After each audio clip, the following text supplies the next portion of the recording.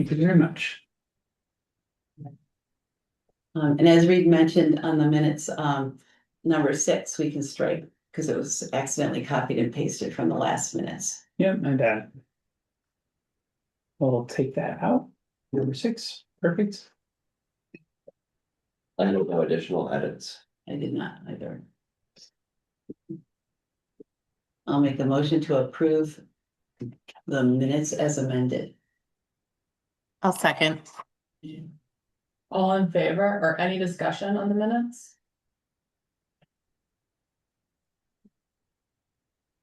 All right, all in favor? I, Aye. All right, there are 3 members of the public joining us this morning. Welcome. Is there any public comment from any members of the public? Betsy, Reed, and Sue, you're welcome to raise your hand or type a chat in the comment.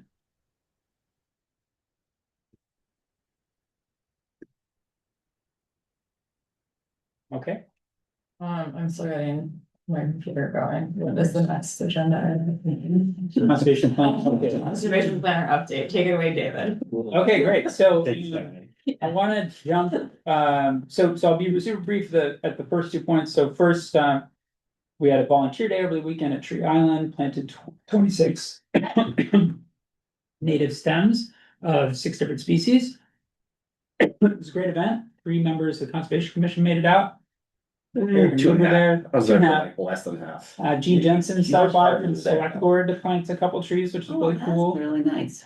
And a couple members of the community. So it's a nice start to the season and it's a beautiful day for it. And our new conservation lands and trail steward was able to be there.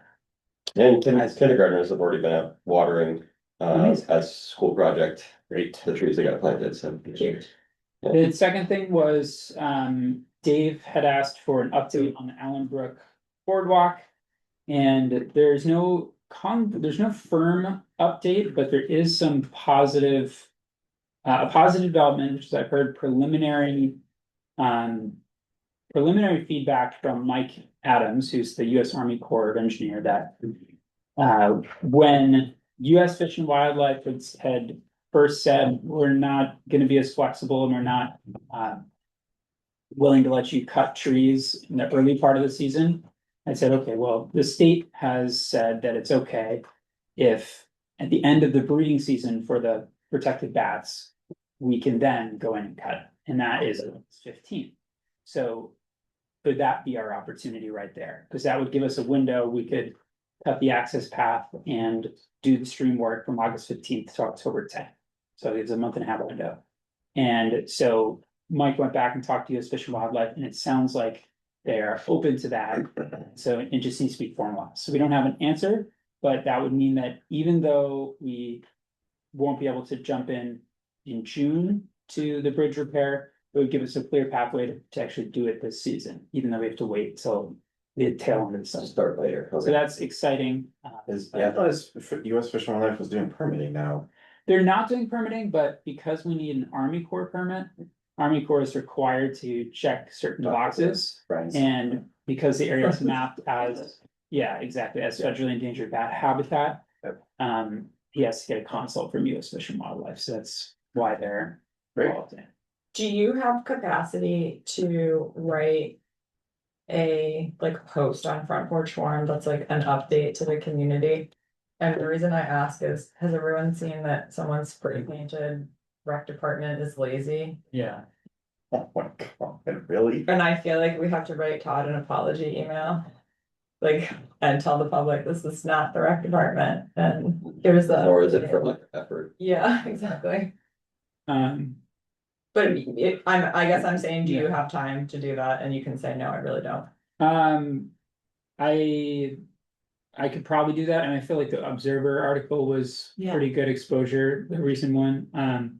Yeah, I In just terms think of there's a putting it lot out of there. people that don't Yeah. read the paper. Yeah. I was like, I'm gonna go put up a sign that was that's like spray painters don't know how city government works. They don't, and we're not gonna change, we wouldn't change that in the front porch. Right, post, but. certainly look into that. I felt bad. Yeah. Like, hot has thicker skin than that. I know, but I still was like. I think that'll be okay. But, if we, but yeah, and I mean, especially if we get the formal news, right, if we get. If we get the formal thumbs up in writing, then we can begin Right. on that date, then Yeah, that'll be yeah. the time to Yeah, let the public know that we have a target to start. right. work. I don't think, yeah, that's a good point. I'm not ready to make any formal updates on until things are very One in writing. just how this project is gone, so. Okay, so that brings us to the town hall field stormwater project. And Lisa is kind of to join us this morning for an update on that. And so Lisa and I met with Isaac Purcell from VHCB yesterday. Isaac is the Conservation Easement Stewardship Director for VHCB. So the conservation easement on this property is a VHCB easement. And it's a really interesting one. How many of you have looked at this easement? A couple, anytime recently. So this was done in the 90s, 95 or 98, I think, 95. And it's solely a Vermont Housing Conservation Board easement. So the way it was written is that it has the primary purposes of the grant, and then there's this option to bump out 8 acres of the parcel for development for housing, which is kind of interesting. It's not relevant to this, but I thought that was interesting. So the purpose is It the has been grant. attempted before. Yeah. It should be noted that multiple times there's been proposals for development and it wasn't financially feasible for affordable housing. So we shared the project details for the stormwater project with Isaac. And he came in and did a review of the easement.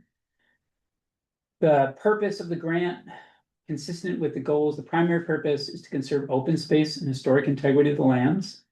The secondary purpose, is as a secondary objective to conserve scenic and natural resources associated with the protected property, to improve the quality of life for Vermonters, and to maintain for the benefit of future generations the essential characteristics of the Vermont country. I feel like I might actually use this in a class. So Isaac looked at this and he said, this is an extremely broad framing of the objectives. And most natural resource projects that have a positive purpose could be read as the second clause as fitting with the objectives of this parcel, provided that there's a real need for them, they're accomplishing a real goal related to natural resource protection. So that was kind of the first thing he clued in. He says stormwater projects to improve stormwater flows related to the Allenbrook flow restoration plan would absolutely fit into that. So then his reading looks at restricted uses on the parcel. There's a list of uses that we thought, okay, we may have to get permission from VHCP for this. Driveways, roads, any digging in the ground must be kind of approved, generally restricted. But Isaac pointed out that the next section, the way that it was written, this notwithstanding the foregoing, is legalese for forget everything that was just said. You have permission to do all of the things that are mentioned in this next section. So the first section of the easement takes away certain rights from the property. You can't do these things. And this permitted use section gives back, it essentially overrides that and gives specific rights back to the property. So the first and foremost of those that he's looking at is the right to conduct all activities allowed by the management plan, provided that such activities are reasonably necessary to carry out the purposes of the grant, which, as we just looked at, he said he's reading this, it's very broadly written, including but not limited, right to clear, construct, and main trails for walking. So that, good morning. Good morning. That's the second section that he was looking at. It says essentially empowers this easement to provide permission to conduct all the activities in the management plan. So it really appoints to the management plan as the guiding document. So with that reading, Isaac consulted with VHCP legal to have a clear opinion, and they're willing and ready to write a letter of interpretation that says they believe that the project is consistent with the grant and consistent with the purposes of conservation. So the main reason is that we then looked at the management plan together.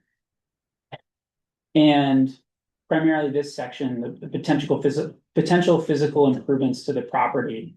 The legal team felt that this reference to stormwater controls here is clearly specific enough to be referencing this specific project on the property for the purposes of improving the water quality of Allen Brook and is mandated by an MS4 permit identified in the town's flow restoration plan. Stormwater management permits will be considered on the property. So then the only question was with relation to this first paragraph. The HCB will be notified early in the process. Understood that they were notified as early as may have been nice and is a very tight deadline to try to get everything through this project, but he didn't have any concerns there. And before improvements or changes for a particular use are commenced, alternate uses for the parcel that will be foreclosed by the proposed use should be evaluated, and the approved local, state, and federal permits must be obtained. So Lisa's been working on permitting this project. That step of the equation is kind of all taken care of. But the last piece that Isaac said they really need to look at is, are alternate uses of the parcel being foreclosed on by putting in stormwater in this potential location? And so that's a little more open to interpretation. The VHCB, his reading of it was, if you look at the parcel, it's not going to prevent recreation. It's not a site where development would occur. So he didn't read that as being an issue.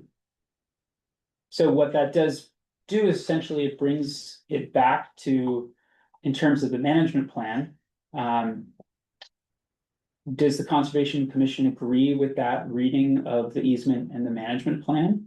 And does the Conservation Commission have any issues or concerns with the project as presented? Can I ask a point of clarification? Sure. Sorry if I missed it. When did we notify the VHCB about the project?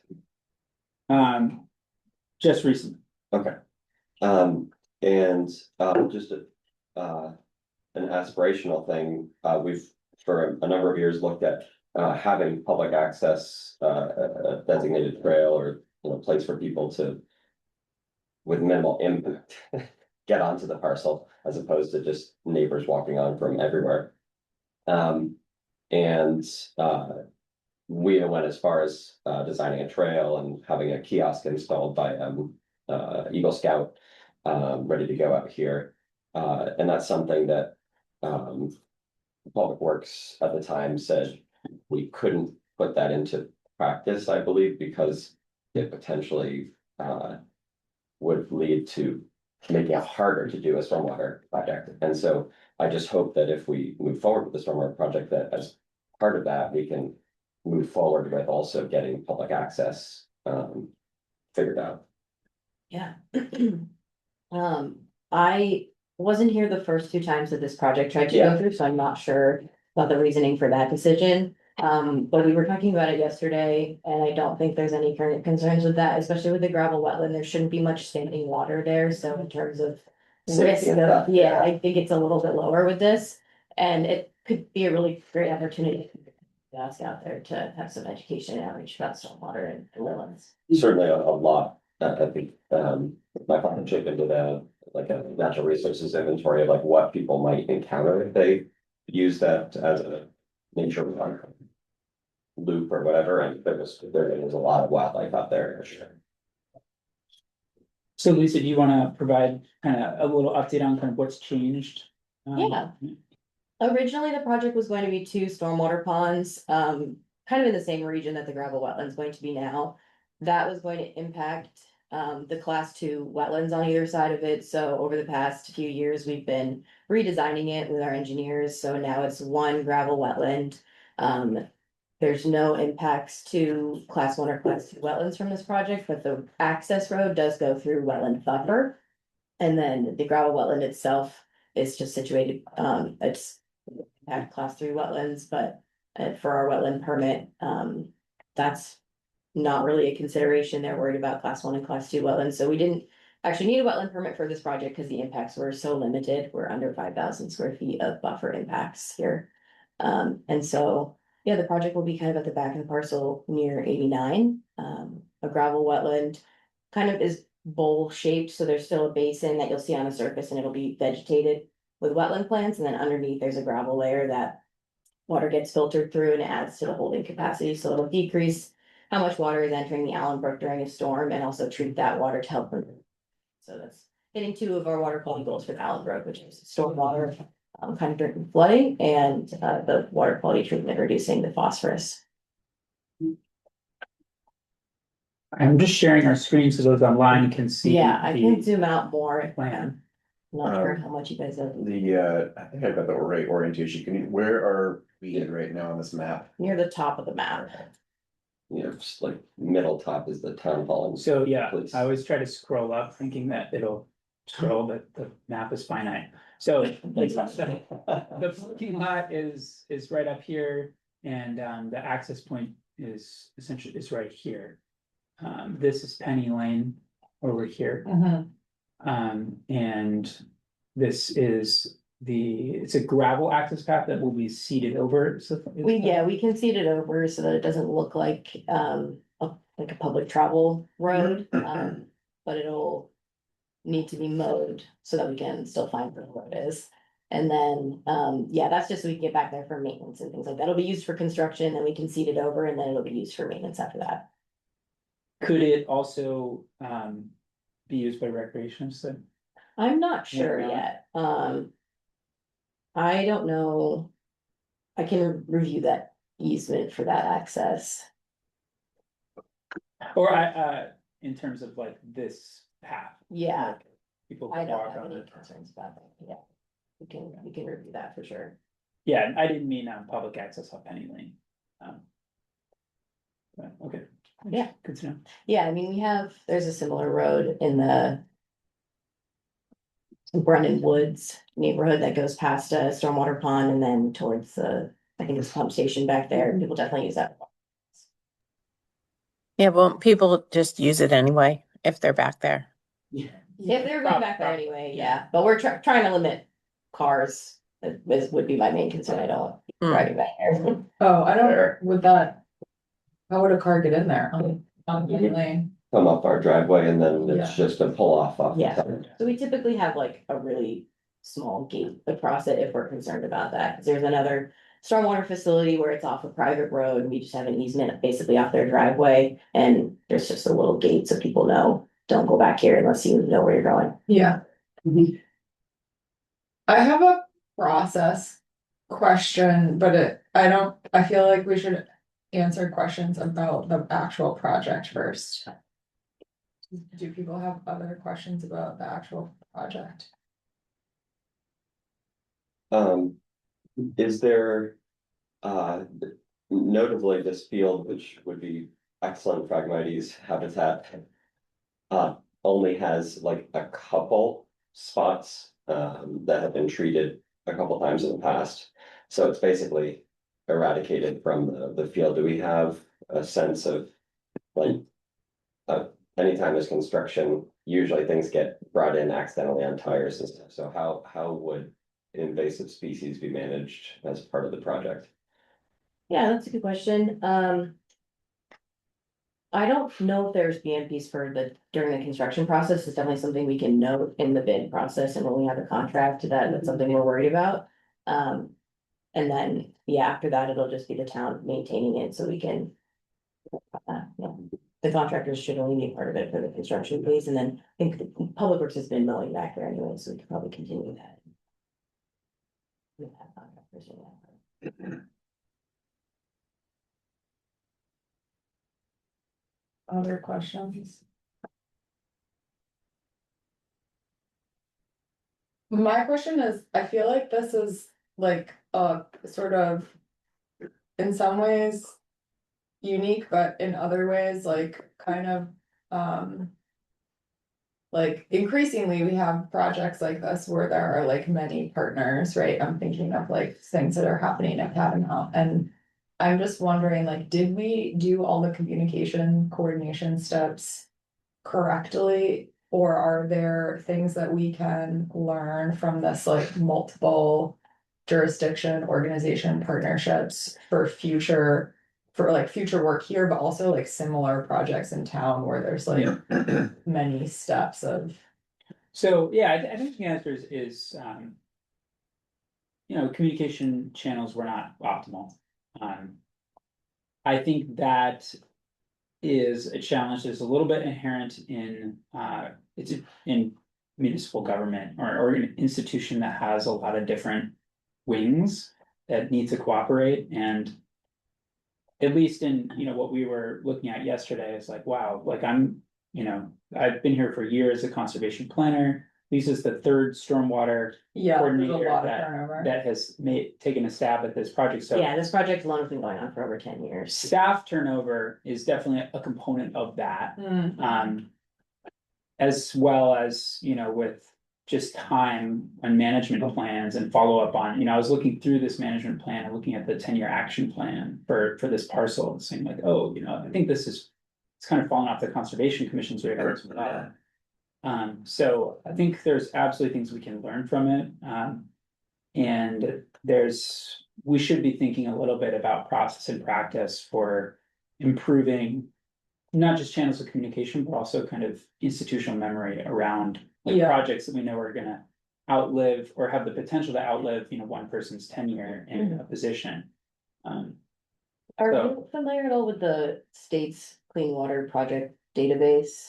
Not. Okay, super so familiar. I'm required, when I have their grant funding, required to put the projects in that in advance as kind of a public notice space. I think it's maybe underutilized. I don't know that the public's not aware of it, but that's something that could be useful if you. Yeah. have certain- For like tracking projects that would Yeah. be in town that I would had be. Yeah, like you put in for each phase of the project, so when you're doing the preliminary plans, final plan, implementation, each phase is up there while you're working on it. Yeah, It's not managed perfectly, so sometimes projects are in there when they're no longer being considered, but if a resident were looking at Williston, they'd be able to see all the different projects being considered. Yeah. I don't have like a great solution. I mostly just wanted to like note, like, I think this is the case with like I'm thinking of like how much reading of easements and comparing easements you've had to do at Catamount and being like, that alone is like, would take somebody so long Yeah. to come up to speed on, and like making sure we get those like touch points, right? Seems like, I don't know, at some point we could devote a conversation to like making sure we're doing it well. Yeah, no, and I think that's where we can take the learning back to the process side and, I think, I don't know how previous conservation, planners, Not you, like how much issue. integration, well, but I'm saying, I don't know how closely public works and planning have always worked hand in hand, but I think that we can implement some practices, Mhm. what we found out when we all came together on this is like, Lisa wasn't aware that there was a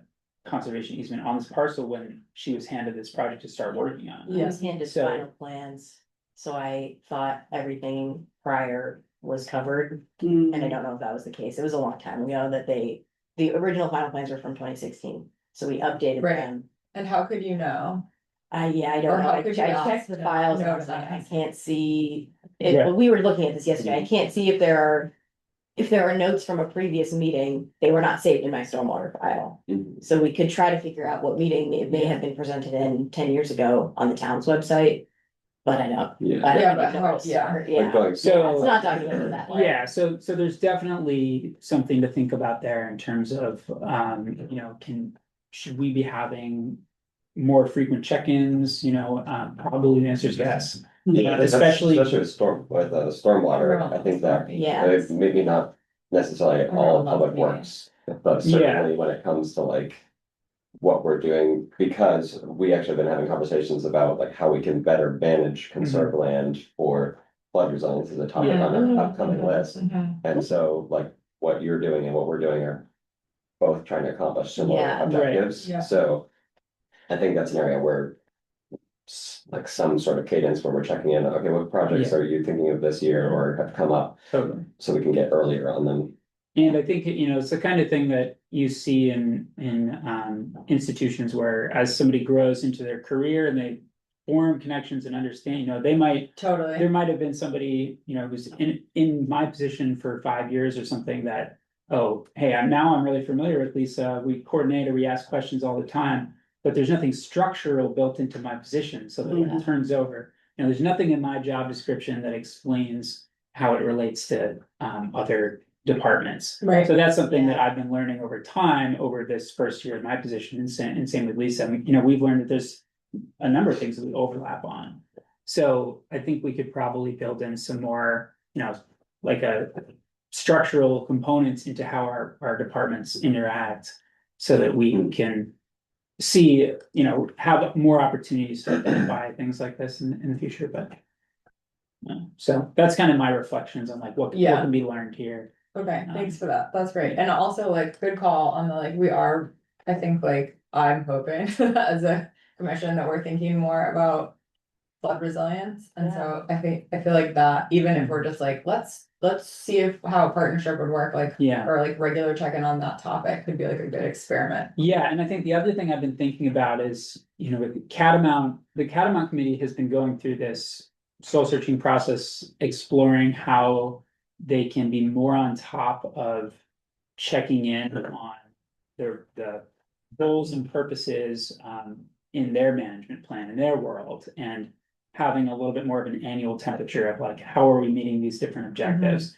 And I was thinking that in the midterm, I think it'd be great to think from the Conservation Commission about something along those lines too, is what's the annual cadence for the commission in terms of how the commissioners are checking in on the management plans for all these different conserved parcels and just getting the temperature on our projects moving forward that, we put in our 10-year plan here. Are there things that we want to communicate with staff about or ask about or bring someone in to the conversation? So I think there's a couple things we can take away from this experience that we can think about structural solutions to like build in a little more of this connectivity and communication moving forward. I know we need to move on to the next topic, but Yeah. I just want to say for this project specifically, I think going forward, public access and invasive management are something we should work closely on. I can see a situation where an invasive species establishes and spreads beyond the project area, and then it becomes very tricky on like, well, who's contracting to take care of that? Yeah. And Yeah. who's going on checking to make sure we identify it? So, so it's an area I'd like to work closely on. So I think to wrap the conversation, Yeah. so what Isaac said yesterday in his final call back after he consulted with legal is VHCP does not need to give permission to this project. Okay. They are going to give, or they have the capacity to give an interpretation letter that their interpretation is that the easement empowers the management plan to be the sort of operating guiding document here.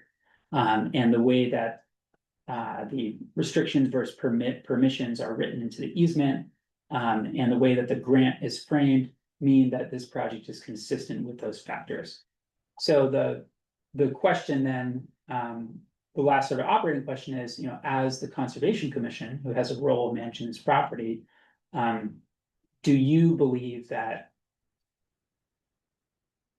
the management plan is written as well in a way that this project is consistent with that plan? Do you want us to vote on that or I guess another way to frame it is, does anyone feel like that's not the case and we need to talk about it, right? Like if the Yeah, answer perhaps is it's okay. no, then we should put it on a future discussion. A future agenda. I'm good. You're good? I'm not opining on the topic. Okay. So I feel like I don't feel like we can answer it as a quorum today, but I also sort of feel like it's not our, like, the interpretation, though. Is it our purview to interpret? The management plan, yes. Yes, it is your Mhm. purview to interpret the management plan. Mhm.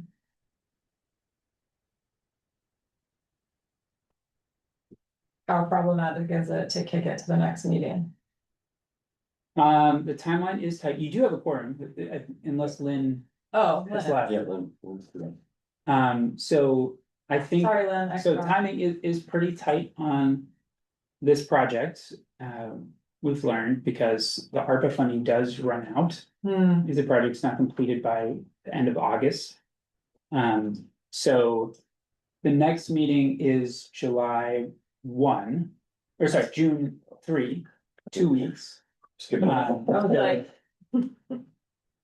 like. I'm wondering how people feel about, like, I don't feel like I read the management plan That's what I was gonna suggest. like well enough to really, like, I feel like I'd be like, okay, if I said one thing or the other right now. How do others feel? You both said you felt okay with it. I felt okay, yeah. I feel Lynn? the same as you, Kim. Okay. At the risk of delaying it, I apologize. I think we should discuss it at the next meeting and we should all read it and make sure that we're like solid on a thumbs up. That there's a quorum, a solid quorum thumbs up. Where's that to you, Tom? We were hoping to put it out to bid on Tuesday, so we wouldn't receive the bids for another 3 weeks after that, so I'm wondering if you Mhm. feel comfortable with those happening simultaneously.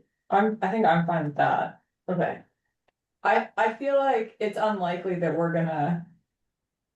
I don't know, I shouldn't say that. I was about to say, I think we're probably all gonna be like, yeah, it's great, it's in line, because other people have read that, but I also don't want to say that without like reading it with that, like, lens. Mhm. Um, Sure. does that make sense? Okay, so we'll put this on the agenda for final review for the commission. And maybe it's just like, everyone read it, everyone good. Situation. Mhm. All right, sounds good. We gotta move on to the next topic, but. Yeah. so Thanks for coming, Lisa. Thank you. Appreciate it. That was really helpful. Thank you, to Lisa. talk through. Yeah, and I can share if you want to read more about this specific project during the next 2 weeks as well. We can share the full illustration plan and the current design plans if that's helpful. I'm interested to read more about it on this. Everybody breakfast. Enjoy. Okay, so we've got two guests in the room. Rick Brownell, you doing? applicant for the Brownell subdivision, and Will Durkin from VHB, yes, VHCV and VHB. And we're a little over, but we'll just move on to the next thing. Yeah, sorry.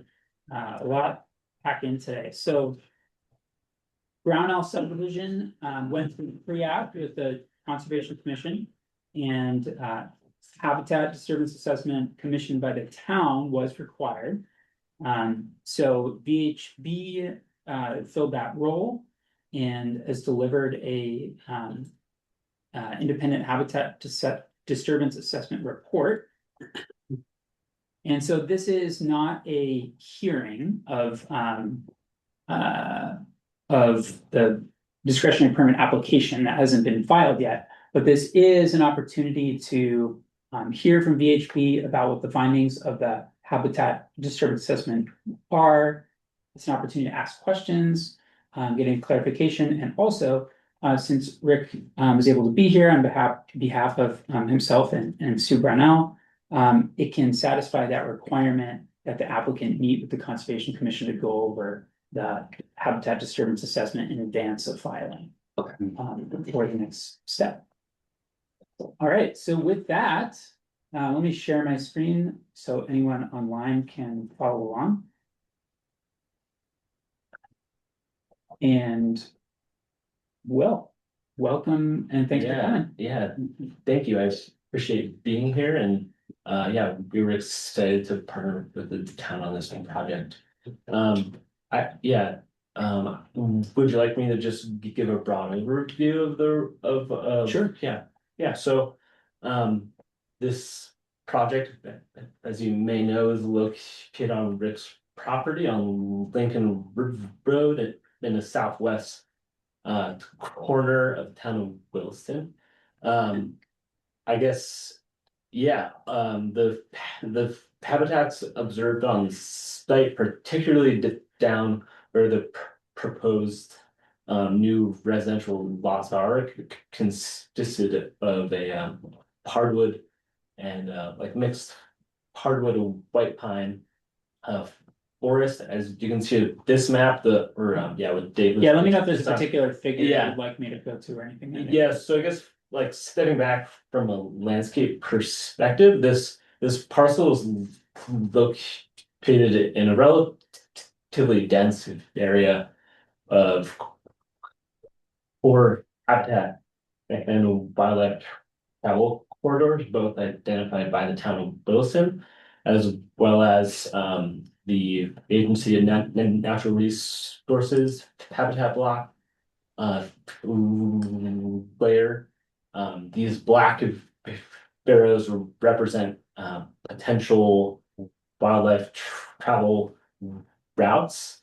And as you can see, the parcel is almost at a crossroads with access to the east and west, but particularly north and south. So conditions on site, like I said, consisted of mixed hardwood and white pine. There were a few two occurrences of an uncommon tree species, butternut. And this is a mass producer as well as some other mass producers found on site were beech and a small amount of red oak, but as well as some bitternut. So I think with that meets the town of Wilson's core habitat standards. Then it also on-site BHB or Mitch Jackman for BHB did the field work. He's our wildlife biologist with over a decade of experience. He identified with the upper photo on this low gradient travel corridor starting at Lincoln Road and moving north. Yeah, so that kind of like, as you can see the slope map, most of the site is pretty steep, but there's this kind of smooth corridor that we believe is likely a high functioning route used by wildlife. Wildlife observations on site were somewhat limited due to time of year. The snow had just melted in mid-April, but Mitch observed a lot of deer droppings, that there was squirrel nests, as well as some burrowing holes. Additionally, just important to note that Mitch observed a handful of potential roosting trees for bats. I mentioned this in the part report, but this parcel is located within the ranges of the northern long-eared bat and the tricolored bat as mapped by the Agency of Natural Resources, both state listed, and the northern long-eared bat is also federally listed. And then the parcel it sits kind of on the northern end of the identified Indiana bat summer range. I'm not sure the level of investigation the state has done, but St. George, which is right south of the parcel line, is known as a potential area for summer roosting Indiana bats. So there's potential there as well. Obviously, it would take a lot more studying to figure it out. Yeah, so thinking about the impact assessment, so the project and Rick, feel free to comment at any point. From my understanding, there's a 4-lot subdivision proposed, and it importantly includes these two new residential lots along Lincoln Road. This would impact a portion of that core habitat that we identified as present on the site, although probably to a lesser extent, thinking about the parcel as a whole. This area for the residential lots are just the most fragmented with the driveway and Lincoln Road. As well as along the driveway, there was a small amount, but some honeysuckle and buckthorn was observed on another part of the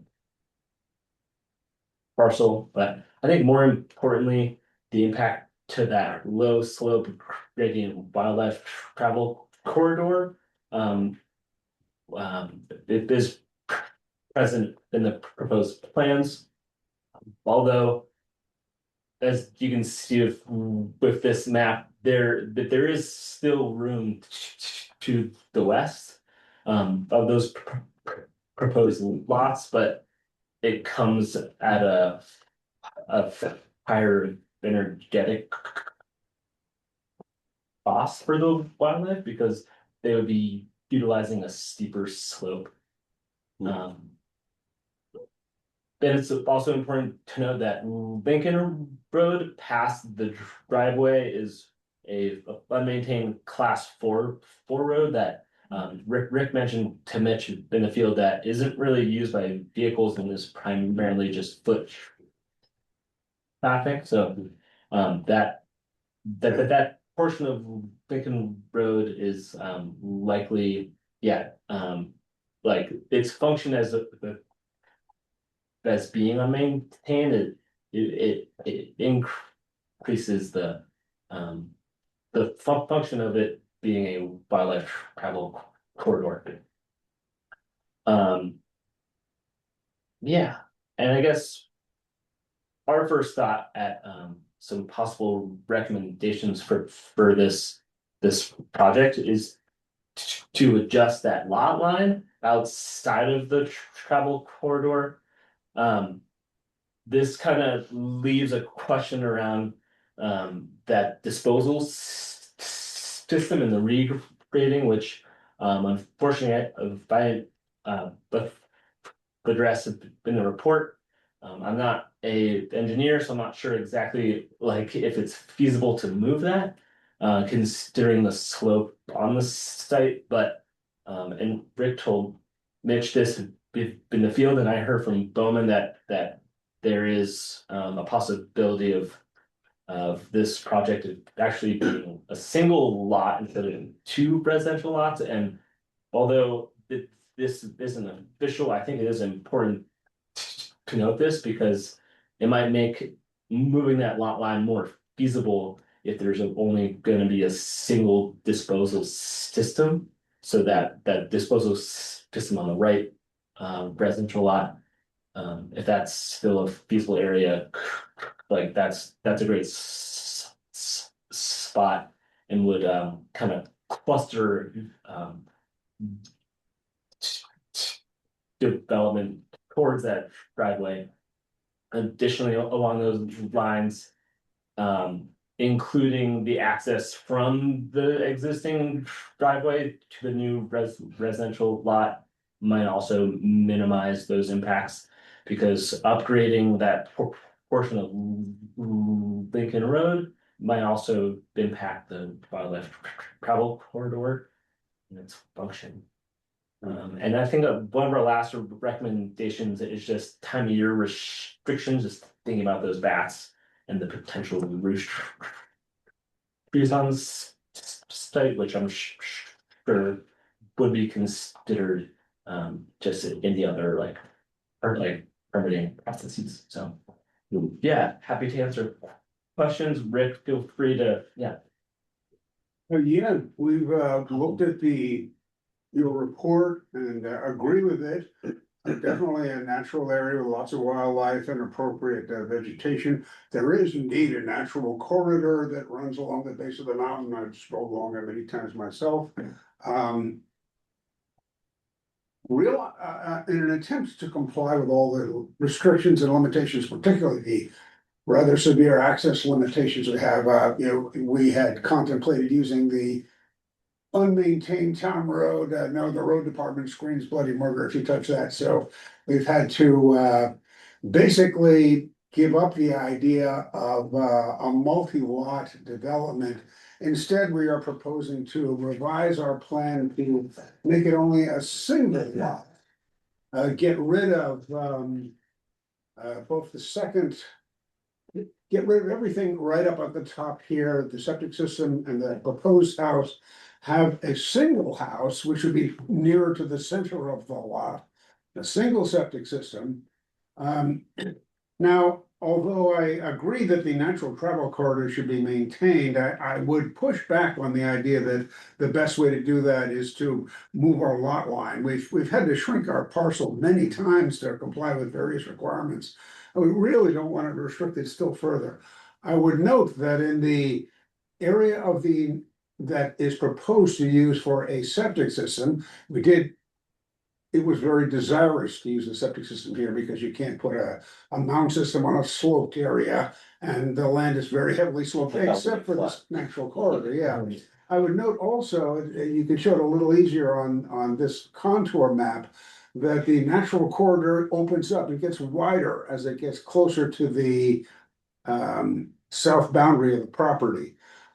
Because of this, I would maintain, and it sort of shows on this contour map, that you could put a mound system on the widest portion of that natural corridor and leave plenty of room for wildlife to get around it. I would note also that the natural corridor is not a uniform level area. It's at the foot of the mountain, so there are large boulders generously strewn along it. Many of these are as big as a mound system would be for a septic system. Doesn't seem to have done any, it has had no impact on the wildlife. In addition, road access has proven to have enough restrictions that we would wish to. I'm not sure the best way to show this. So we maybe pass it around so Yeah. folks can just see Okay. sort of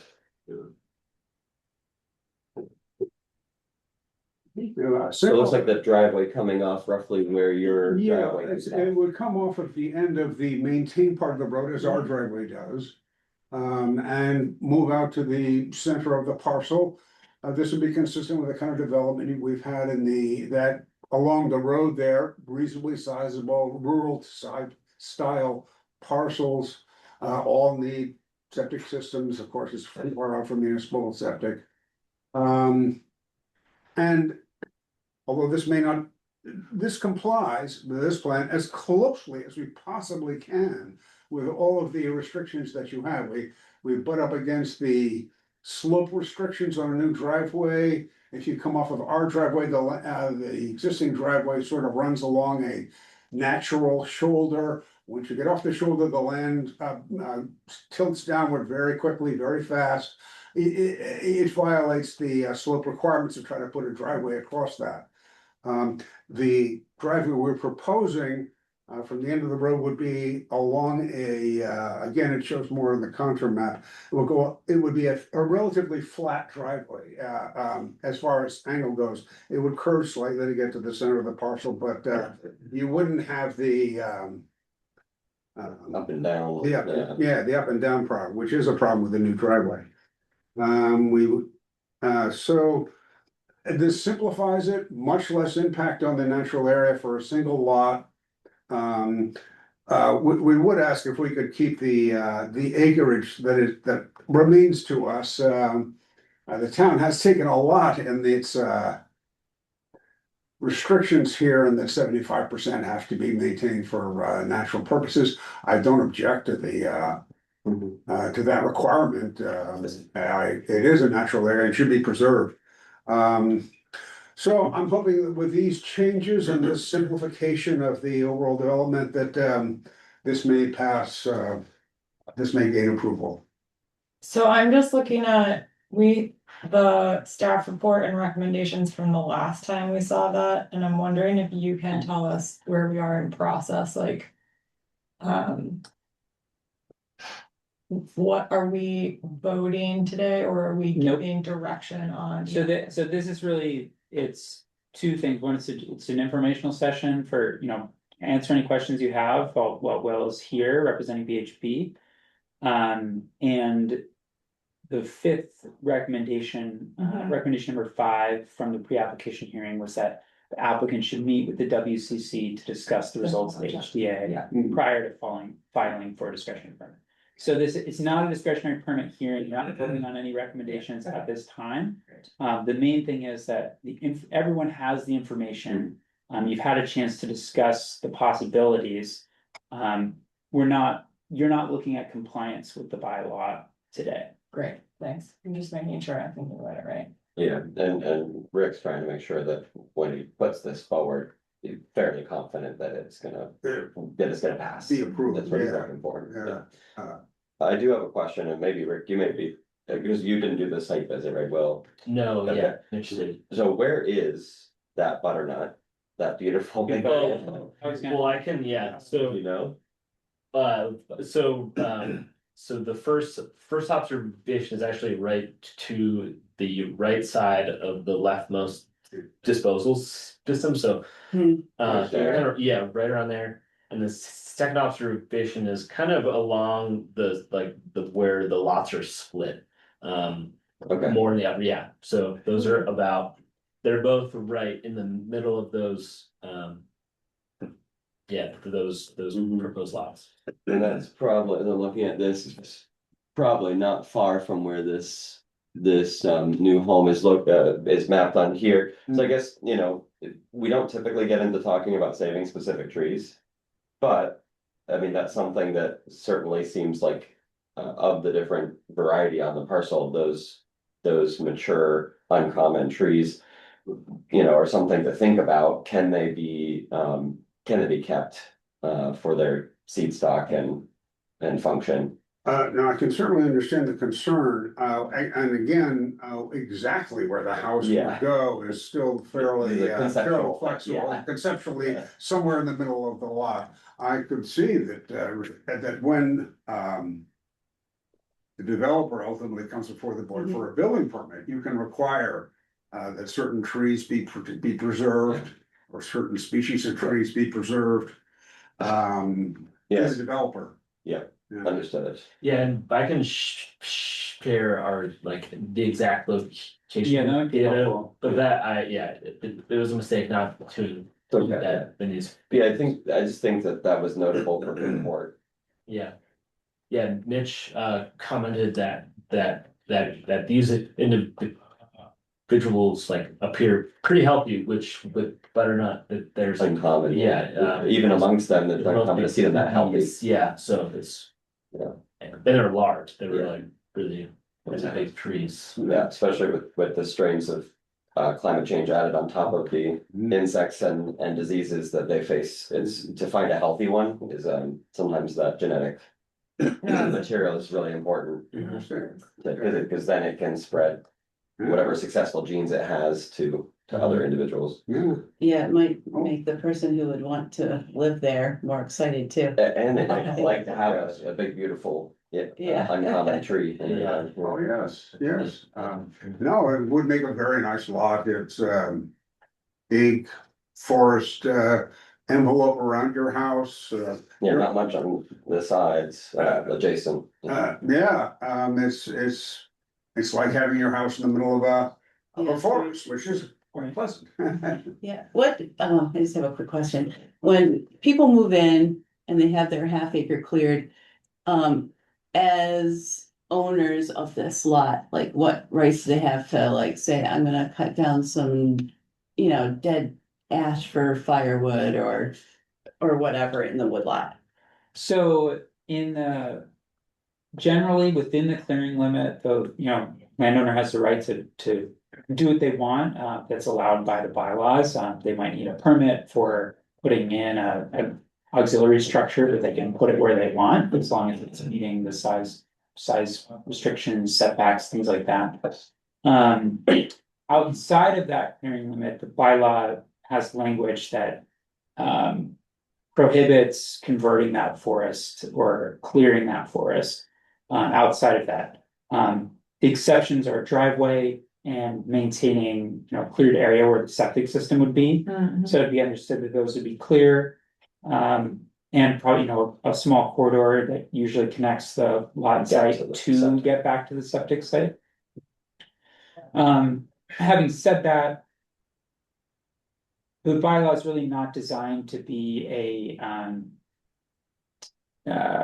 code of kind of like conduct, level, like the landowner go out and cut down a tree in their lot for firewood, absolutely. For furniture. It's not, We had a big, beautiful. one in that. unless there is a clearing, unless it would rise to the level of clearing, which is usually a much larger action, removing multiple mature trees, creating a space in the canopy that wasn't there before, that's outside of the lot limit. If we, as the town zoning department, received a report of that, that would probably be a zoning violation. But as to a landowner just going out and clearing a tree in their woods beyond the clearing envelope, I think that's. I think basically, that. what we can do is make sure that the tree exists when the home is built. Yeah. But Right. from there forward, it's very difficult to enforce. So I think, in terms of what could happen at this stage in the game, if we knew the locations of those, if there's ample room to, put the lot boundary in such a way that the tree was outside of that, then that would be an opportunity to essentially, make that happen, but Sounds I like guess you'd have probably to- not. we'd have to know where the tree is first. Yeah. Because you also have to comply with setbacks and. Then again, there's one individual right near the leftmost disposal, so I guess. Like another added advantage of avoiding that corridor is that you could avoid a single butternut. The other butternut is like kind of like smack dab in the middle of that, so that might be a loss. Yeah, I'm not sure how feasible that second proposed disposal system is, because where it is now feels like fine for the clustering of development, like along the road, and there's invasives in the area, so clearing in that area might be beneficial in some way. Maybe if it's. You're talking about this one? Yes, yeah, even if it's like suboptimal for the slope, maybe to balance it out. By avoiding that. Yeah, it looks like you have it Xed out, so maybe there's, Yeah, as a site. it would be difficult, the leach field would be significantly uphill from the house if the house was in the center of the parcel. Making it difficult. Downhill from the house, you have a gravity feed, it's certainly much more practical for a leach field.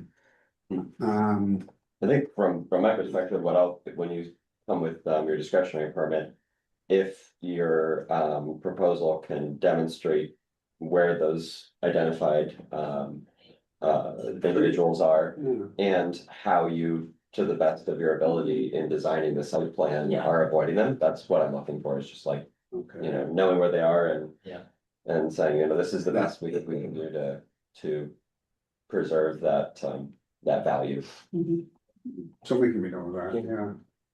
I'm mindful of time, now we're 5 minutes over and that, I think, our next group is here. Do we have any other thoughts or comments for these nice folks before you wrap up? Thank you very much. Yeah, thank you for coming in. If you have any other questions for us? Does anyone in fact have an objection to our revised plan? Other than the ones already mentioned? For better, for worse, going down to one parcel, one septic system it makes it less impactful overall. So, yes. and the driveway situation too. So I'm sorry for the inconvenience of the different rules, but it does, from our perspective, it does reduce impact. So, Reasonable. So, should I create like a new figure with the location of the butternut or share this information with Bowman? Um, And well, Rick? depending on, I mean, definitely share it with Bowman so the applicant Yeah. can, and talk about it with their engineer and look at it. I think that would be helpful. You know, depending on time, you know, if that would be Yeah, difficult to do, if No, it wouldn't no, be it's really difficult to just easy. add them to two diagrams or something, then sure. no, that'd yeah, be very- yeah, that'd be yeah, great. yeah, that's a very easy, and apologies for not. No, they're good. No, it's great. No, it's fine. In hindsight, in doing this, I'm like, there's a few things that I definitely miss about this, but. No, it's fine. Well, thank you. Thank you. Yeah, thank you. I Thanks, well, appreciate it. Good luck. No, this has been helpful. Look forward to seeing the project move forward. Oh, me too.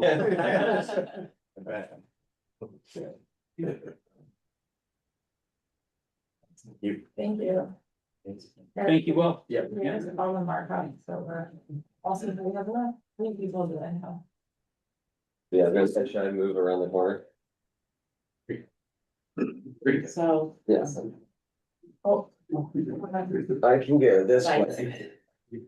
And make. So, Sorry. It's just like, it's like how quiet it is, like who is sitting? People with long tibias and fibulas, because one of them wouldn't reach the bottom if the other was too long. I'm sorry, that chair is maybe needs to be adjusted. Reminds me of the bad joke my dad always tells, that he's so glad it's not as long as they are, because if they were shorter, he wouldn't reach. We have an Emily, please get in here too. Yeah, yeah. Yes. Oh, please. yeah, sure. Trying to free up seats as we can. Sure, yeah. Full chair. Nice to see you again. No, you can see you. Has anyone ever Welcome back. noticed this is in the room? That's new, that's new. Just in case we need just in case, and also, can we just talk about, like, this is how many Yeah, rules are there? you not familiar with all that? You violated 5 of them already. I mean, certainly more than 5, like. You're responsible for them at the next meeting. My goodness, I'm sure there's something I'm supposed to say now that's like in there about like item 6 and everything. And then We're on item same 6. same people. pony shows last time. You joined Yes. You too, yeah. Thank you for your patience. We finished Yeah, sorry, we're. that disturbance assessment. Because I got it. I did build in, so there's an other business item at the end of the agenda, but I scheduled this at. Originally I was thinking of scheduling this at 8:15, but I scheduled it at 8, knowing that there could be some squish in there, just so that as enough time as possible, so.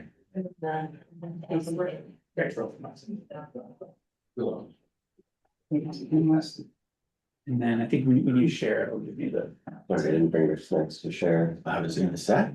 It's It's okay, it's not. Alright, 8 o'clock. welcome Brian, John. Yeah, our first person was like, all right, everyone, see you. And we were breakfast. Everyone. I'm all set if you wanna give me. Share. Yeah, I'm gonna turn it over to Emily. Thanks, Dave. So last time we made it most of the way through the recommendations. Following the May 6th meeting. We did get some information back from Chris. Chris Brunel is the email correspondence that Brian provided at the last meeting about. That the stream is not jurisdictional in terms of the culvert question along the driveway. So the proposal in the application is to extend the length of the existing culverts.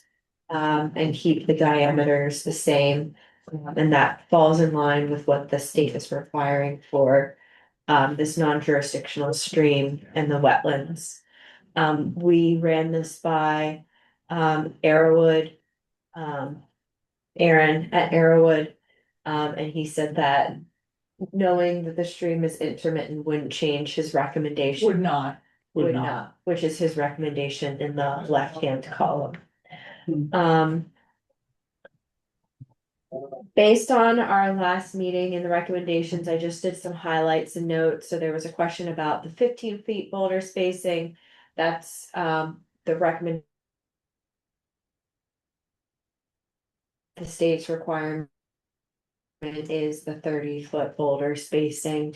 And those are primarily boulders where there's some sort of development near to the wetland, like the septic system Yeah, so it's within 25 feet within is 20. the state rule. So if you're disturbing within 25 feet, we have to do boulder spacing or whatever, boulders, birdhouses, or split rail usually are the three. I think we're in agreement that boulders are the, Yeah, The yeah, best I hope we find some when we're digging out there, that'd be great.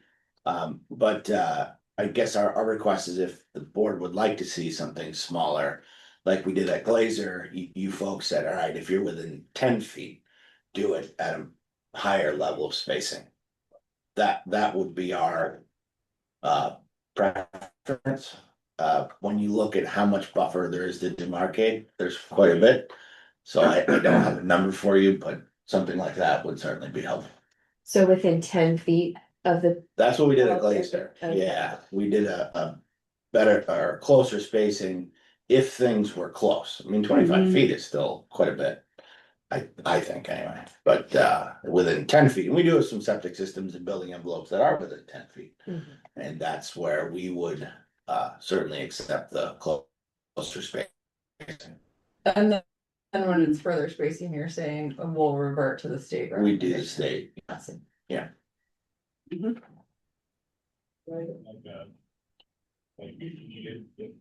I'm satisfied with that personally. Yeah. okay, so edit number 3 to say, when development is within 10 feet of feet buffer. of the buffer. And then it says.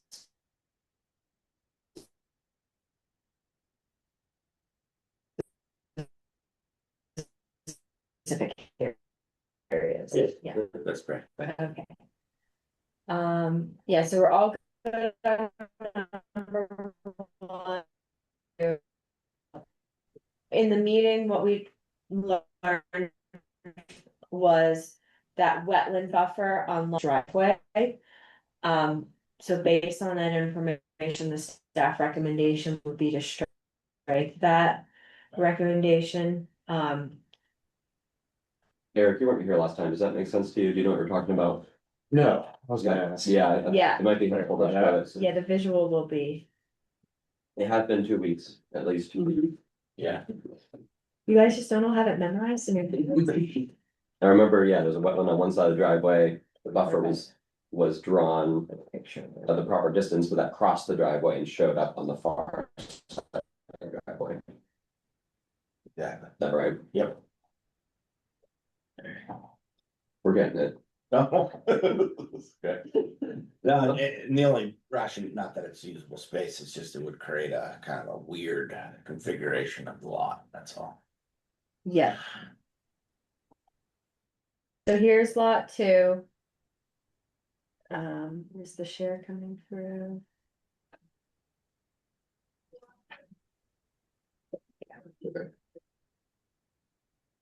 Yeah, it seems to be lagging a bit. Okay, so let's see where you're zooming in. There we go. So the building envelope line here is where the driveway ends and the parking begins. The driveway will come off of Caboose Lane and enter through the lot.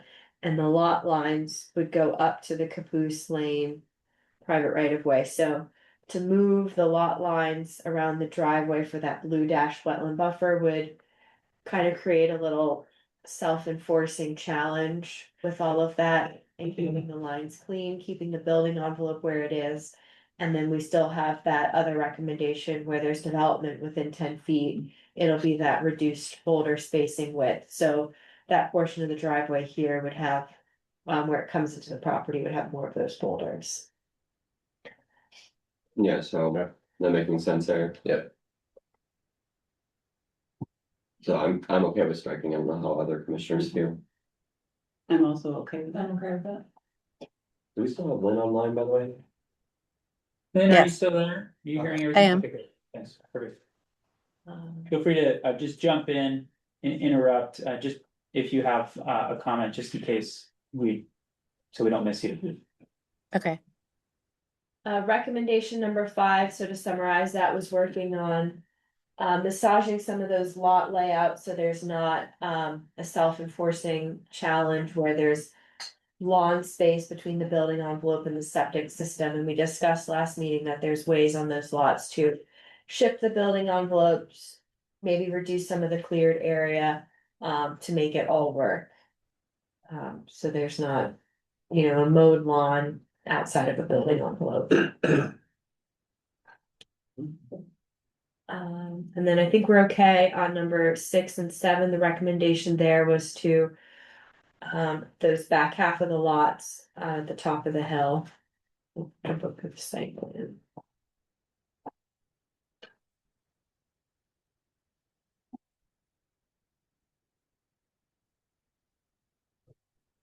A lot of that land at the back of the lot is in those steep slopes. So, Near the southeast corner there. the southeast corner at the bottom right. The private open space lot would get bigger and it would wrap around those 3 home lots. Do you wanna talk about what the expectation would be for that reduction, or do you want us to just present something to the DRB? I think present something to the DRB, the way it's shaping up in the main staff report. The recommendation will be to approve this application at the next hearing and then have the DRB look at final plans. Oh. If you wanna bring something to the DRB next week, that might be okay, but Okay. if it makes more sense to massage it after DP approval before final plans. Okay. Just to give that flexibility for you guys. Okay.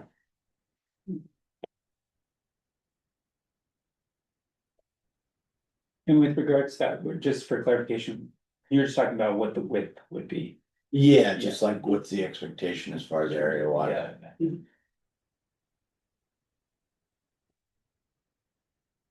Number 7, that's basically a flat cleanup, that everybody seemed okay with last time. No infrastructure is moving, it's just Yeah. property lines around the septic systems. And the last one, or the second to last one, number 9, that floating trail easement, so I struck that language about Caboose Lane. The Conservation Commission did not review the other application for the boundary line adjustment because that boundary line adjustment isn't development. So what's going on is the portion of the lot near Beartown Lane is being a boundary line adjustment to the parent parcel. Okay. And the land that's gonna stay in the Marcotte open space along this strip to Beartown Lane is gonna get a little bit wider. To be able to include the entire trail easement on the subject parcel. And it's an alignment that avoids most of the wetland buffer.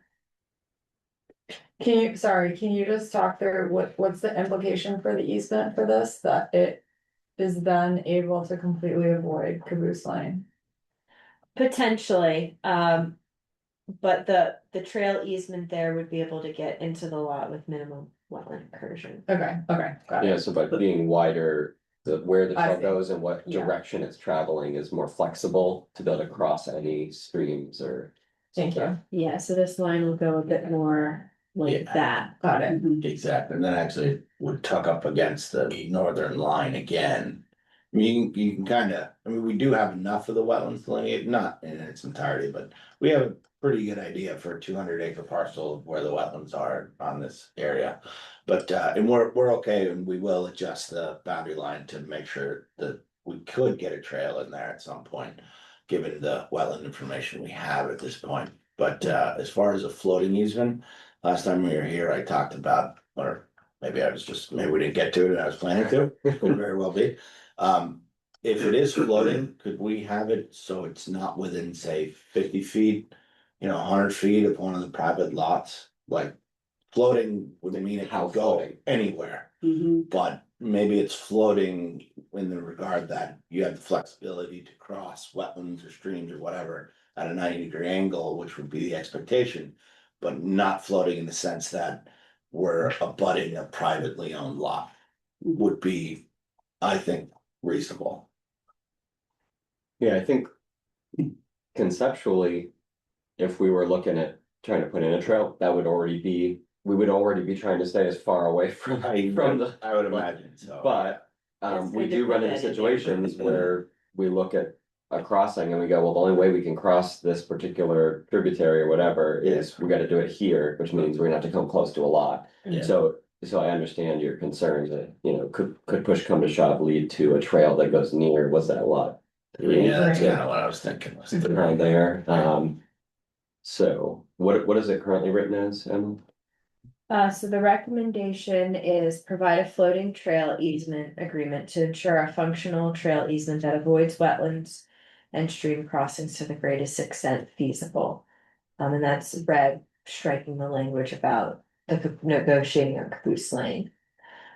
I think it's probably fine it is, so my recommendation when talking with Dave about striking that language is you always have an option at any time to negotiate anything, you just go ask the current owners, you ask the owners association if they wanted to explore Caboose Lane, so it seems like that language was a moot point.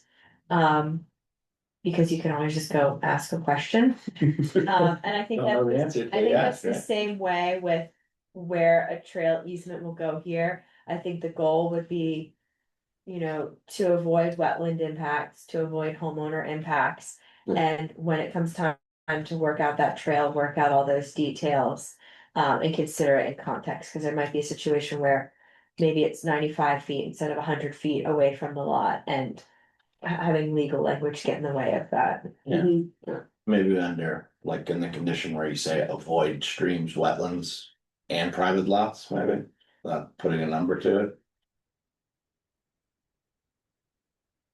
Yeah, I think, I know. I think Brent, you proposed last time as well, like located as As north and northeast. east as feasible. Yeah, I think, Oh, yeah, I think that- actually I like that a better. lot better, yeah. yeah, I just say locating as north and east as feasible is the right language that just puts in onto the piece of paper what we all are already talking about, which is we're gonna try to keep it away from the lots as best we can. Yeah, great. When we Okay. do have that conversation. Yeah.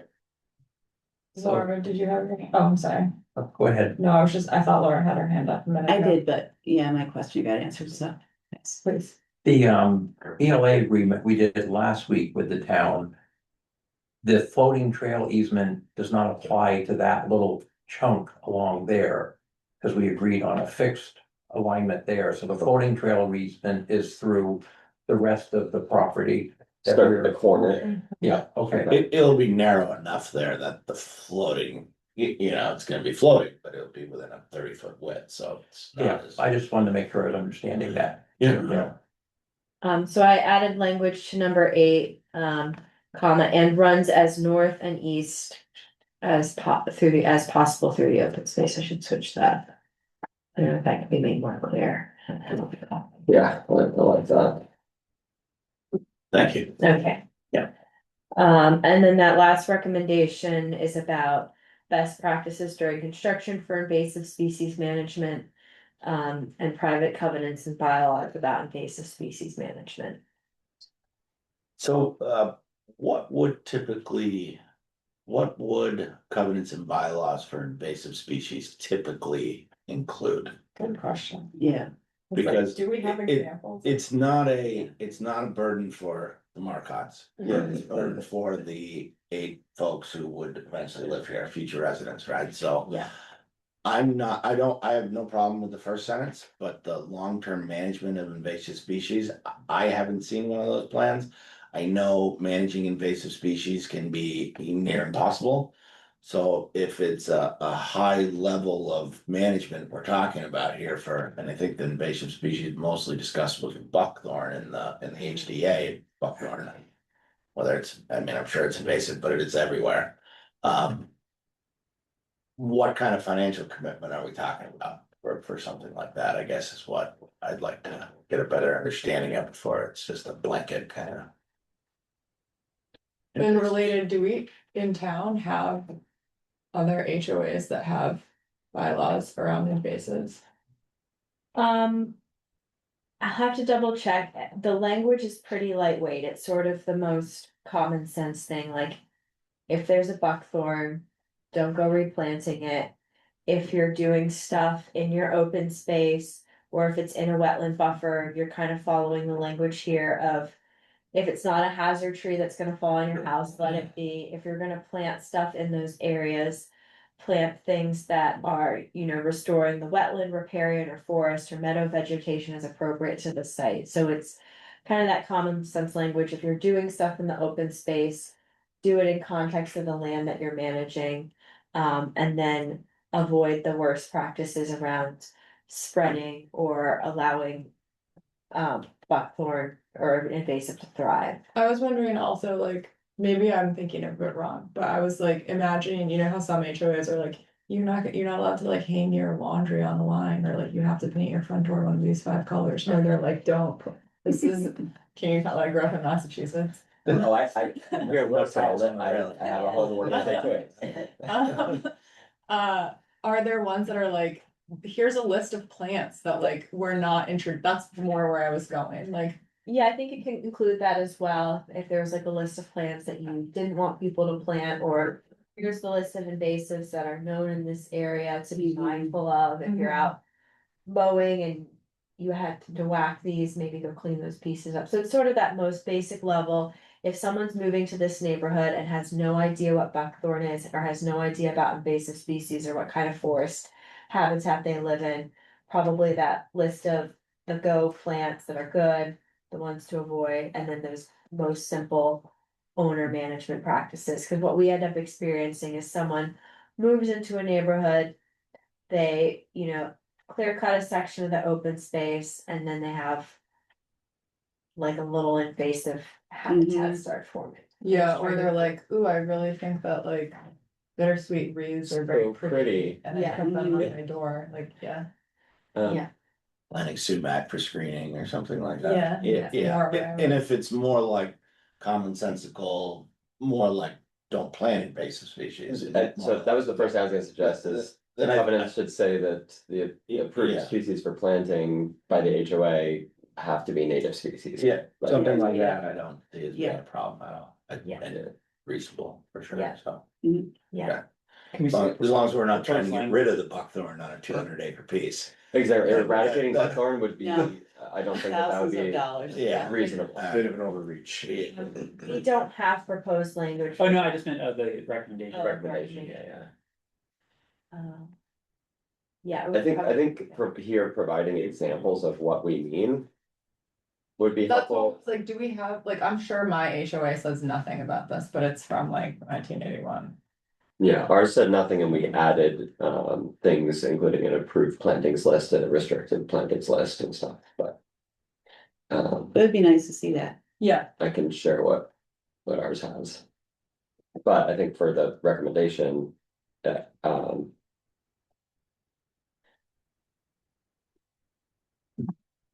requiring that plantings be native species is the easiest, shortest way to do it. Mhm. At the end of the day, it cuts out all the non-native invasives right at the start. Yeah, And we're blessed with some good nurseries and places you can get plantings in this region as well. I think if you write this not too specifically, it can also be a conversation. Right. Just Mhm. between you and the Conservation Commission, a little bit of back and forth and try to find something reasonable that isn't restrictive. We haven't done a lot of this in the past, but it's something that I think we're gonna need to do on pretty much everything going forward, just because of the rate of spread. I mean, Oh, yeah. These areas, it's, Invasive species are. if you're not paying attention, it sneaks up on you real fast. Does Mhm. the town itself actually have a policy with town-owned land and? It's a great question. You're talking to the people who Working on it. are Yeah. trying to Yeah. put one together. We do have a list of like trees, like Street recommended trees. street trees. Yes. Yeah. trees, Just plantings. trees. Yeah, Um, and our landscaping has a no species list. But yeah, I think this project at this unique moment in time, this could be a pretty good model. So the process would be, at final plans, we would work out that covenant language. Maybe there's an informal touchstone point with the Conservation Commission. And I think this language could then be a good model for future open Yeah. space subdivisions, because we're Mhm. kind of taking it above that most basic language that we've used in past recent approvals and beefing it up a little bit. Well, still trying to stay really simple. Yes, Because right. HOAs are inherently complex, so it needs to Yeah. be like Yeah. really cut and dry and short and easy to follow, Yeah. whatever we end up with. Right, I think like also like not open to vast interpretation, Yeah, Right. right, like. Go ahead, Eric. I was just gonna say, it might be worth referencing the state's list of noxious weeds. Yeah, that was another thing that I was imagining, if we do get into just a casual conversation about like the final language for the covenants and stuff, it would. Anywhere we can lean on existing resources that are reliable and will unlikely be to go away updated. and might be updated Yeah. going forward, yeah. Yeah. Pointing to state lists of species and things like that are really helpful. Yeah, they've got barberry on there, burning bush. Nobody wants another 6 Buckthorn. pages of their HOA documents that list a bunch of species, so it's better. That just will to be say- outdated, right, like next year when something new arrives. Mhm. yeah, I think this can be half a page, refer to the state guidelines and lists that are already doing the heavy lifting on most of this, and then the most basic. Need to know homeowner guidelines. Mhm. Great, I like that. Does that, do you feel like that's reasonable? John, is that reasonable? Yeah, something, it's a tough subject. One thing I guess I would like is if we have some fairly specific wording within reason as to what the town would accept or looking for. Because when I have our attorney draw up the HOA agreements, I don't want them to draw something up and then you guys come back and say, Yeah, no, that's not at all what we're talking about. Go Yeah. around You and know, so you don't wanna go into that circle. So if we Okay. can have some level of agreement. I mean, I don't like invasive species, but I also don't wanna saddle potential homeowners with almost a impossible task of trying to eradicate and or keep up. Cause a lot of people would have to go out and hire somebody, you know, unless you have young people like you all, you know, coming in. But a lot of people are gonna be older, more like in my generation. And it's like, we don't wanna spend all of our weekends out here trying to figure out invasive species. And accidentally taking out natives and, right, it's tricky. Yeah. Right. It is So- tricky. So, I think maybe we could look at an upcoming meeting, having an agenda item to take a stab at like an example paragraph of what we think an HOA could Yeah, if you consider. could give us some written guidance that we could then go with would be very helpful, I think, Mhm. for everybody. You know, Yes. something like this. Yeah. Yeah. Yeah, Okay. We need to do that work anyway for our Okay, own I was like- parcels, so it's not really extra work for us. It's gonna be a lot of the same language. Yeah, we can, sure. Yeah, and then if it's something that we can just copy paste for future applications, Mhm. yeah, we like that. Yeah, or put it on the website as an example, like the HOAs can consider language such as this, and we can just point to it. Yeah. great. Okay, that was the last recommendation, right? Yes. Do we need to vote to accept these recommendations? You do. We do. There was a lot though, is there any? I don't have any further discussion on any of these. Lynn, Eric, I'll make a motion to approve the recommendations as written. I'll second that motion. any further discussion? I just wanna make sure that, Lynn, you're with us? I am. All right, great, perfect. So. Sorry. No further. First, second, any further discussion? Am I doing Robert's rules right? I asked for discussion after the second, right? Discussion of the motion. Discussion on the motion, More discussion on the. all in favor? I, Hi. Great. Well Thank you. done, And you're an I, Ken. I'm an aye, yeah. Thanks for going around with us. Yeah, It's thank you. shaping No up nicely. problem. Thank you. I Yes. Good luck. appreciate the time for sure. When would there be a discussion on a motion?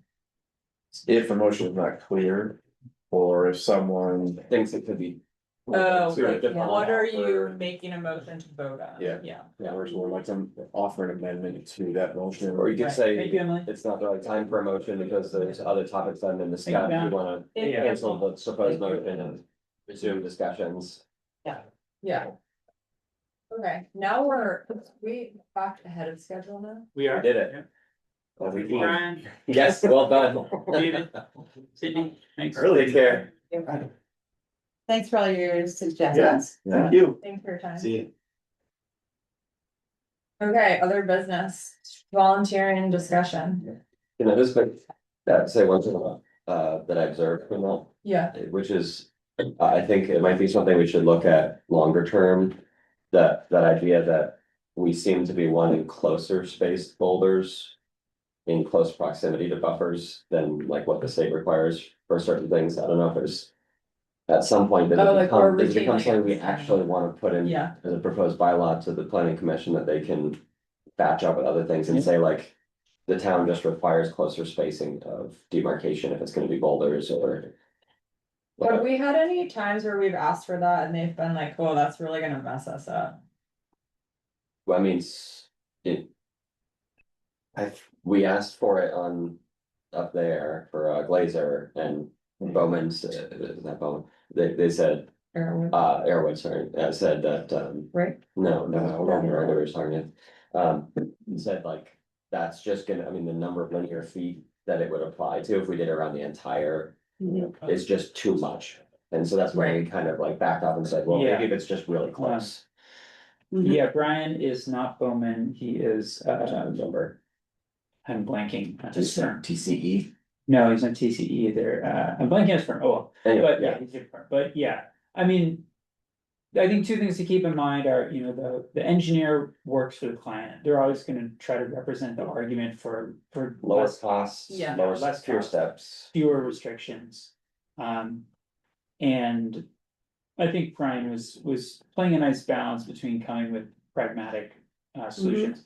But the other thing to consider is the arguments that the state only does this, you know, it'll be crazy if the town did this, is not a good argument. And you should be worried about accepting that argument from engineers, because the town is absolutely in its right to require a finer detailed comb if it. The state deems it definition is gonna be as hands off as they feel it can be, and so they're gonna have a more minimal requirement. Exactly, a larger organization with a larger scope and less ability to do the fine level detail stuff, and that's what your role is. So that's my only kind of comment on observing that. I think overall that was, you know, a pretty good interaction and back and forth, but some of those arguments, such as the culvert conversation, the argument the engineer was making was to, you know, paint that in the light of the state isn't requiring us to do this, so you shouldn't either. You should be aware, right? It is within your right to require. still increase. want to. Yeah, I guess like the question in my head that you just asked is, should we think about a recommendation to a bylaw change in which we say where it's not placing an undue burden on the applicant?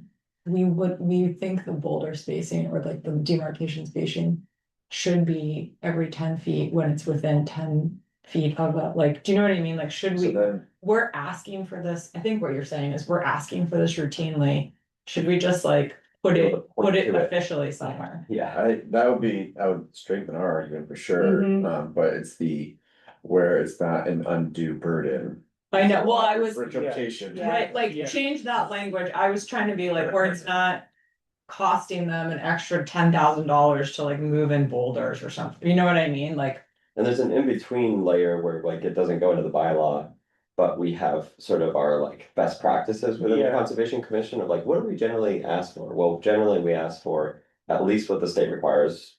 30 feet spacing, and then in cases where it comes particularly close, we often ask for 15-foot spacing, and then it just helps us not reinvent the spacing and stuff each time. Yeah. And be a little bit more confident in those conversations. Yeah, I think it would be good if you're moving towards a bylaw amendment to make a rule more consistent.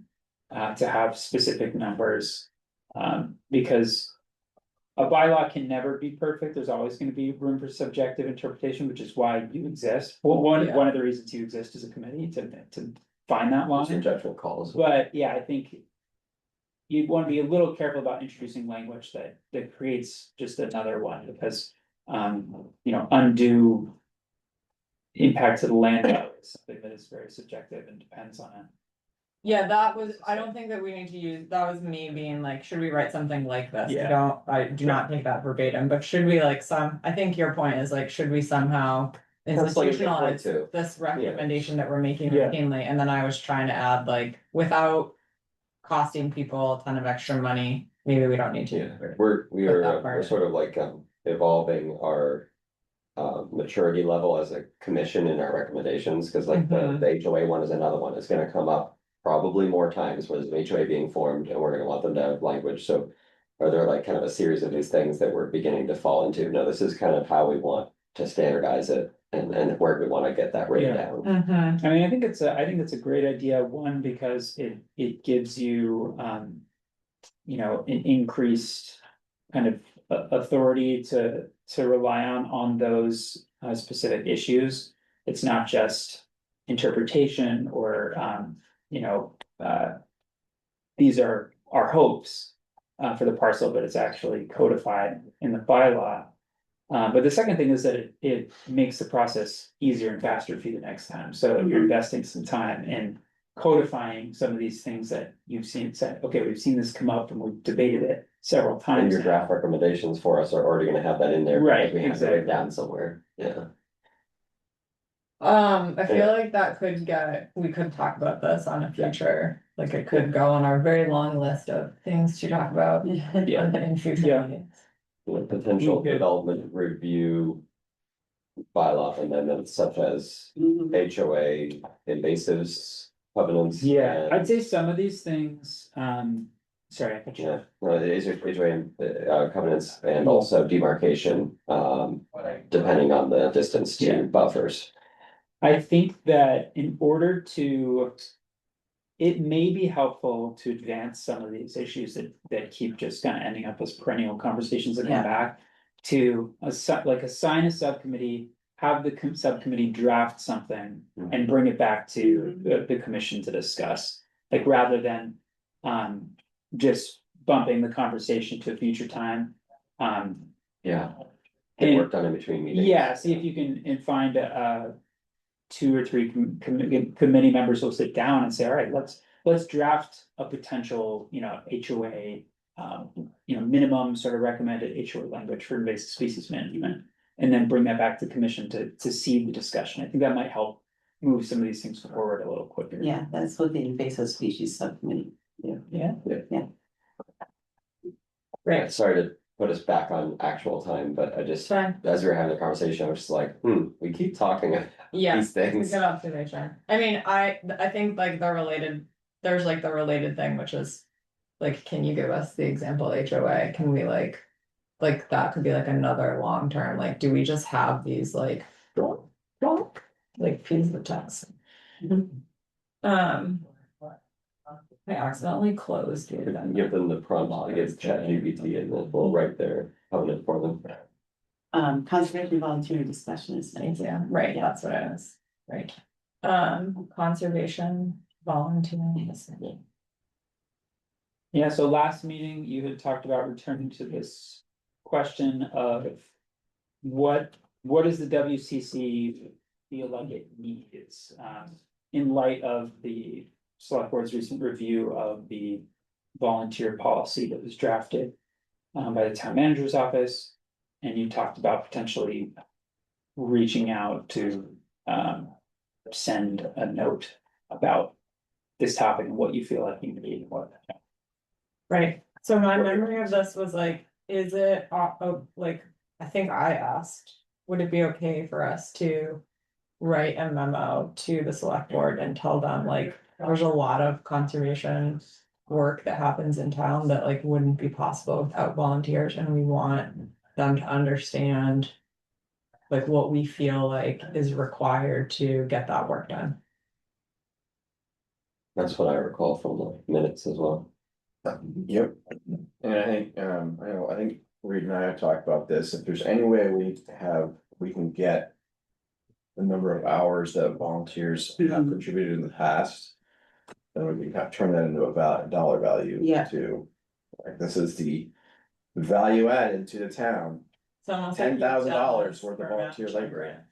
What's that? So, it's almost like you've calculated that for match and grants. It's like, yeah, risk versus cost. Yeah. I mean, there's a financial risk to allowing certain things to occur in town sanctioned activities, but there's also a cost if you prohibit them. Right, so we should, at the, like, how can we do both, right? Because yes, that is like a really, I think, powerful, like for people to be like, oh my gosh, that's like this many, it would cost us this many hours to pay somebody. But also the like, if that work hadn't happened, like here's like the tangible example of a thing that wouldn't have been done that's like clearly benefiting. Helping to advance the town Yeah. goals and town plan, Mhm. all that kind of stuff. I guess the problem is, do we have records of that? Like, do we? Chapin. Chapin largely does, but there are other, I mean, you've led events. Yeah. Yeah, As that's what I well, mean, is and- there comprehensive? No, I don't think there's comprehensive record keeping on that. It's something we've tried to keep better records on. Or like, remember, like the Yeah. trail stewards? Like, did we have like Each year, individual? Chapin writes a report, and I think we have a report from him from Mhm. last year, right? That we probably Yeah, haven't I looked have, at I yet. have records for Chapin. I could estimate. Anything that I wavered last year, I could estimate, hours and number of people probably. And To start. yeah, Yeah, I mean, even on a specific number, if we know the order of magnitude, if we know Yeah. it's. In the hundreds of hours, thousands of hours, I mean. I think that's would be good, I think I'm at this point. And I talked with Gene a little bit at the volunteer event, over the weekend. At this point, I think the select board's message that they gave to Aaron in the manager's office was, we're not satisfied with this version or this draft of a volunteer policy. That they have concerns about carve outs for some departments, but not other departments. They have concerns about youth being treated as all or nothing. Like, what about, it's very different if it's youth with a parent directly with them. It's very different if it's an older youth. It's very different if you have youth who have experience volunteering on these types of projects. The risk level is not uniform, basically, was their concern. And they felt like if we don't allow youth to at least a reasonable extent, that it will significantly impact the number of people who can volunteer. So given that, they basically just said, this isn't quite what we want, but they didn't tell Aaron what they want. And so that's where it felt like perhaps the Conservation Commission could help give them some specific direction about, well, this is what the Conservation Commission believes we need to achieve our conservation goals and town goals related to conservation. We must not be the only volunteer commission in a town that works or utilizes the use of volunteers, right? This must be a broader issue. But there's like, so the thing I learned at Catamount last Thursday was that there's already carve outs in the town policy for volunteers for the library and for recreation. Mhm. And so that, like, there was a discussion about like, okay, so should there just be like a carve out for conservation the way that there is? But my response was like, Yeah. if we're doing carve outs for all these things, like, why do we even have this policy? But that's neither Right. here nor there. so I think I can Yeah, answer please. that partially, which is that. I think the reason why you see that in the first draft of that policy is that the library and rec have kind of established programs and staff that are kind of there's an intake process, and for recreation volunteers are I think, I don't know their whole process, but I assume like vetted or what I'm. They must be, cause Right, like there's- they must be. At least a minimum. I don't know if they have to do mandated report or like that kind of I stuff, would be but so surprised if they. I'm sure that they're checking the boxes for those requirements. And same with library volunteers, there's a Mhm. program, volunteers come in. Conservation volunteering has always been a little more ad hoc, in terms of comparing recreation parks. and the library to conservation is a little different. Conservation is a staff of one nested within planning and zoning. So it's like less than one person, devoting their time to this. And so I think at least where that first draft of policy came through was centered around that of like, okay, the carve outs are essentially library and rec can continue their existing processes because they have existing processes. For conservation to kind of meet one of those carve outs, we would have to kind of create a program. And we can do that, but we're gonna have to learn more about what would it mean to have a volunteer who's alone with kids. Right. Who's, taking that group of kids out and what extra training and resources would they need. And I think there are some different questions, I think it would be great if, if there are some different criteria, could a kid between 13 and 18 go do Project Nest Watch by themselves or with a buddy or something? That might be different than if you have an adult that is supervising children. So there's some different considerations there that we would kind of need to create a program around but there's no reason town couldn't do that. But I think to Eric's question, where I assume you were going, which is maybe wrong, was should we get others to like co-write this letter with us because we can't be the only people that use volunteers? And I think that's true. And also the people that we might co-write the letter with are maybe in a different position because they have these carve outs. I don't know, but I'm like, there was like 4 assumptions baked into that. So tell me if it's wrong. Yeah, go ahead. I would just argue that and mostly preceding your time, we have tried to set up a more formal program and we've been blocked. So my view is like, and certainly Chapin, but others have said like, I want to be able to do this on a regular basis. I want to be able to do this with more people.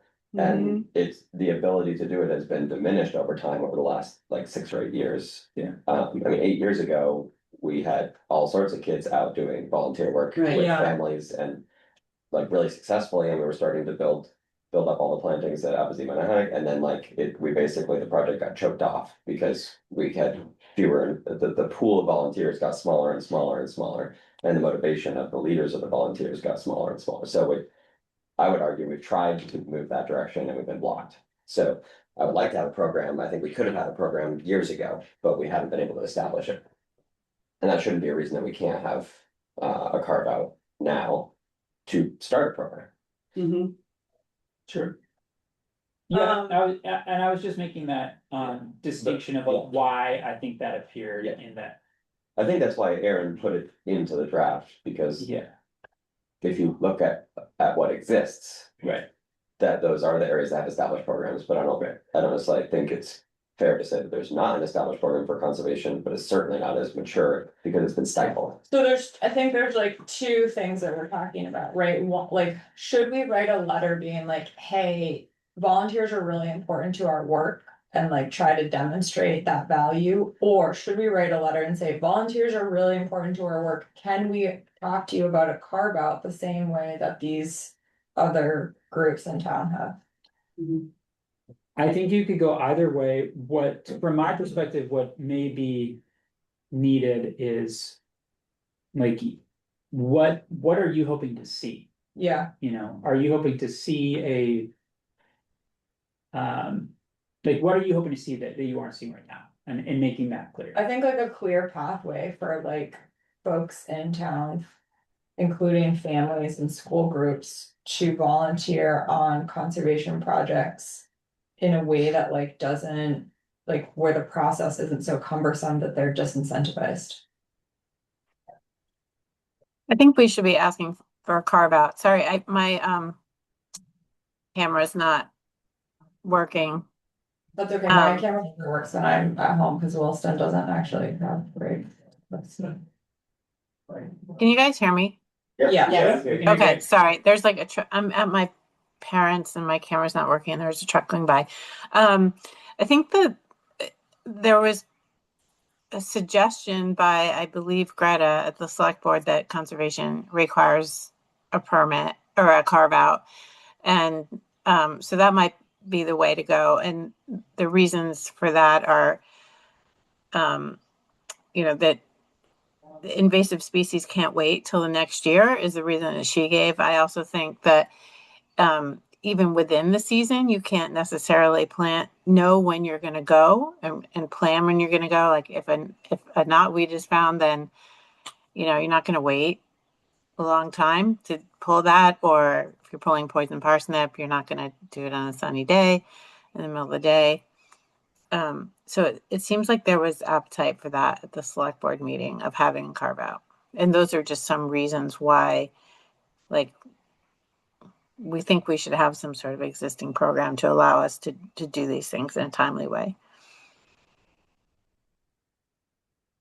Yeah, I'm trying to, I don't have the policy in front of me. There is a category in there that was, I think it was like unsupervised activity, volunteer activity or something that I think was envisioned to kind of hold that that capacity, so that, for example, there's an opportunity to have, you know, seasonal, like the basically enshrining system that exists now, seasonal waiver for somebody who's been kind of trained on how to recognize and how to treat invasive species to go work in specific areas.